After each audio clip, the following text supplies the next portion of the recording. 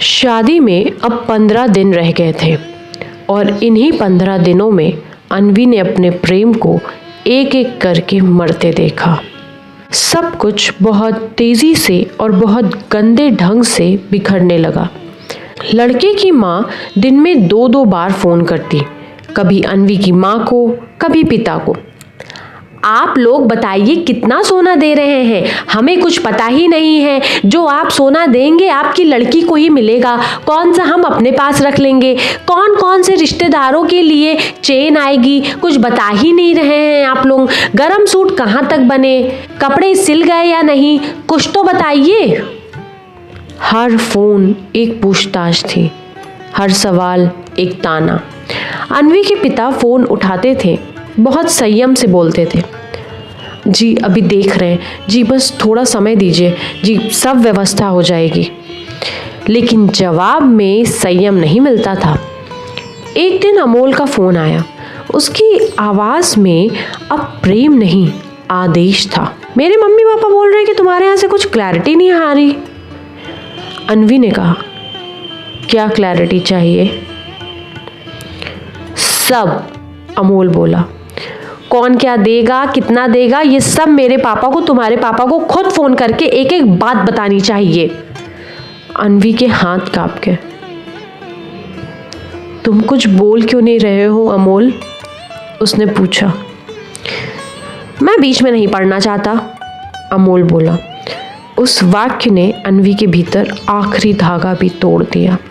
उस रात उसने ध्यान से देखा। शादी के लिए जो कपड़े लड़के वालों ने खरीदे थे वे ऐसे थे जैसे कोई सामान्य लड़की ऑफिस के लिए लेती है। न नई दुल्हन का रंग, न नया जीवन शुरू करने की चमक, और ऊपर से उन कपड़ों की सिलाई भी लड़की वालों से ही करवाई गई थी। अन्वी देर तक उन कपड़ों को देखती रही। उसे लगा जैसे वह कपड़े नहीं, अपने भविष्य की संकीर्णता देख रही हो। माँ ने धीरे से पूछा, सब ठीक तो है ना? अन्वी कुछ देर चुप रही, फिर बोली, माँ ये लोग शादी नहीं कर रहे, ये लोग सौदा कर रहे हैं। माँ कुछ नहीं बोली, बस चुपचाप अपनी साड़ी का पल्लू आंखों पर रख लिया। फिर वह दिन आया, लड़के की माँ का फ़ोन। इस बार आवाज़ और ज़्यादा कठोर थी। आप लोग कोई ढंग की व्यवस्था नहीं कर रहे हैं। जो सोना देंगे वही हम आपकी लड़की को पहनाएंगे, हम अपने पास कुछ नहीं रखेंगे। आप लोगों का रवैया हमारे समझ में नहीं आ रहा है। बहुत खराब रवैया है आप लोगों का। ऐसे तो संबंध नहीं हो पाएगा, हम ये संबंध नहीं कर पाएंगे। अन्वी के पिता ने बहुत शांत स्वर में कहा, आप ऐसे बात नहीं कर सकती बहन जी, ये रिश्ता हो रहा है। उधर से फ़ोन काट दिया गया। वे लोग यही सोच रहे थे कि अब अन्वी के घर वाले हाथ पैर जोड़ने आएंगे, पर उसी शाम अन्वी ने कहा, कोई नहीं जाएगा मम्मी, कोई कहीं नहीं जाएगा। माँ ने चौंक कर देखा।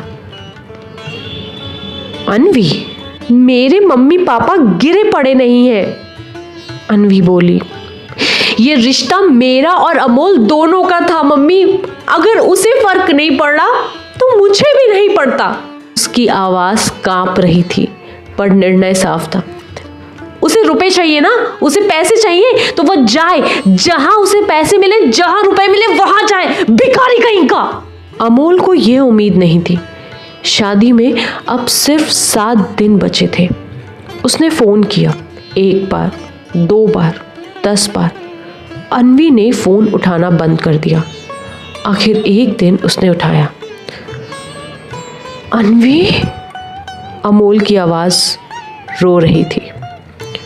मैं समझा लूँगा अन्वी, तुम मेरी ज़िंदगी हो, मम्मी पापा के अलावा तुम ही तो हो, मेरा और कोई नहीं है, मैं तुम्हें खो नहीं सकता अन्वी। अन्वी ने धीरे से कहा,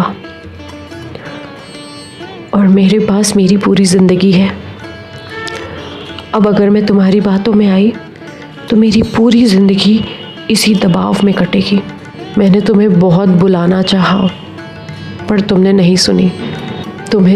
मैं नहीं, तुम्हें सिर्फ पैसा चाहिए था, सिर्फ पैसा। और अभी भी ये नाटक कर रहे हो, क्योंकि तुम्हें पता है कि अगर मैं गई तो तुम्हारा घर, तुम्हारी कार सब चला जाएगा। इसलिए तुम खेल रहे हो मेरे साथ। तुम्हारी असलियत मेरे सामने आ चुकी है। ये कहकर उसने फोन रख दिया। आखिरी मीटिंग हुई। लड़के वालों ने अपना असली चेहरा पूरी तरह दिखाया। आपकी लड़की हमारे लड़के के पीछे पड़ी थी। हमारा लड़का तो हीरा है, हीरा। एक रिश्तेदार गुस्से में अन्वी की तरफ बढ़ा। हाथ उठने ही वाला था कि अन्वी ने खुद आगे बढ़कर कहा, होश में रहना। अन्वी को लगा जैसे किसी ने उसके चेहरे पर थप्पड़ मारा हो। मैं नहीं पड़ी थी। वह खड़ी हो गई। तुम्हारा लड़का मेरे पीछे आया था। अमोल पूरे समय चुप खड़ा रहा, ना आंख उठाई, ना एक शब्द बोला। उसकी चुप्पी अन्वी को सबसे ज्यादा चुभ रही थी। तभी लड़के की मौसी आगे बढ़ी। उसका हाथ हवा में उठा। ज्यादा जुबान मत चला। पर तभी बीच में 2-3 लोग आ गए। अरे छोड़ो, ये क्या कर रही हो? कमरे में अफरा तफरी मच गई। अन्वी ने अमोल की तरफ देखा। उसकी आंखों में अब कोई भ्रम नहीं था। उसने जोर से कहा, ना मर्द है तू, ना मर्द। शब्द कमरे से टकराकर वापस लौट आए। अमोल की सिट्टी पिट्टी गुम हो गई। वह कुछ नहीं बोला, बस अपने रिश्तेदारों की तरफ देखा। लड़के वाले एक एक करके उठे। कोई पीछे मुड़कर नहीं देखा। अमोल सबके साथ चला गया, जैसे वह कभी था ही नहीं। कमरे में सन्नाटा रह गया। अन्वी की माँ फूट फूट कर रोने लगी। पिता की आंखें सूखी थीं। उन्होंने बस इतना कहा, बेटी, हमने तुम्हें बेचने के लिए नहीं पाला था। उस रात अन्वी मंदिर गई। महादेव के सामने घुटनों के बल बैठ गई। अब की बार वह रोई, बहुत रोई। पर उस रोने में हार नहीं थी, बस थकान थी।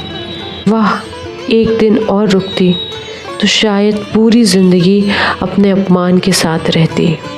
कुछ रिश्ते टूटकर लड़की को बचा लेते हैं और कुछ प्रेम मर कर सिखा जाते हैं कि चुप्पी भी एक अपराध होती है। हम रोज़ आपके लिए एक कहानी लेकर आते हैं।